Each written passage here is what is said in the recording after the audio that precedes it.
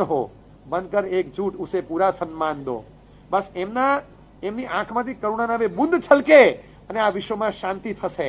બસ બીજા બધા ભેગા મળી અને માત્ર એમને સાંભળો, બીજું કશું જ નહીં। દુનિયાના બધા દેશો વર્ધમાન સુધી નથી પહોંચી શક્યા। લૌકિક આંખો છે, લોકોત્તર દ્રષ્ટિ નથી। લૌકિક આંખો એ લૌકિક નેતા સુધી પહોંચી શકે। દે ફાઇન્ડ અ પર્સનાલિટી કે મોદીજી એક્ટિવેટ થાય।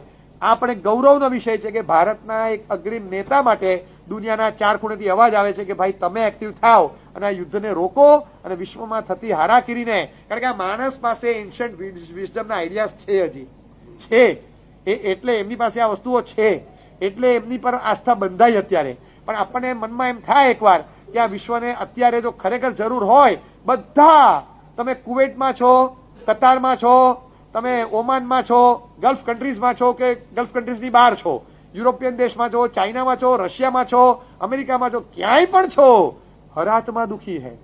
કોણ સુખી છે? દુનિયાના કયા દેશમાં નિશ્ચિંતતા છે? મને કહો તો ખરા, બે દેશના નામ તો આપો।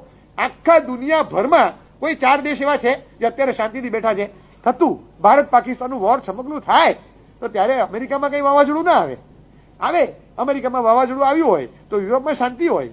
યુરોપમાં કોઈ વખત ક્રાઇસિસ ઊભી થાય તો થઈ શકે। એશિયન દેશમાં કઈ ધમાલ નથી થતી।